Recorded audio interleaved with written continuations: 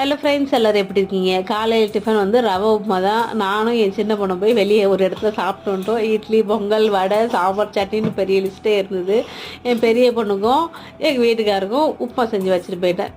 என்ன சமையல் ஆர்வமாக வந்து கேட்டால் ஹாட் பாக்ஸ் திறந்து பார்த்தோன்னே அப்படியே ஆஃப் ஆகிட்டா. அந்தளவுக்கு உப்புமாலாம் பிடிக்க மாட்டேங்குது. ஏன்னு தெரியல. நல்லா கேரட்லாம் துருவி போட்டு நெய்யெல்லாம் ஊற்றி நல்லா கம்ம டேஸ்ட்டாக இருந்தது. ஆனால் இதுங்களுக்கு இறங்க மாட்டேங்குது, ஏன்னே தெரியல. மத்தியானத்துக்கு எல்லா காய்கறியும் இருக்குது, இருந்தாலும் எனக்கு சமைக்கணும்னு தோணலை.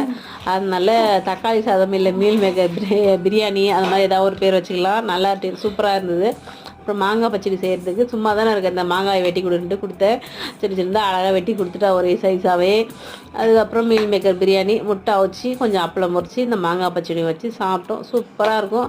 மாங்காய் பச்சடி இப்போது நிறைய மாங்காய் சீசன் இல்லையா, நிறைய வாங்கி செஞ்சு சாப்பிட்டுங்க. அட்டகாசமாக இருக்கும். காரம், இனிப்பு, புளிப்பு எல்லாம் சேர்ந்து சூப்பராக இருந்தது.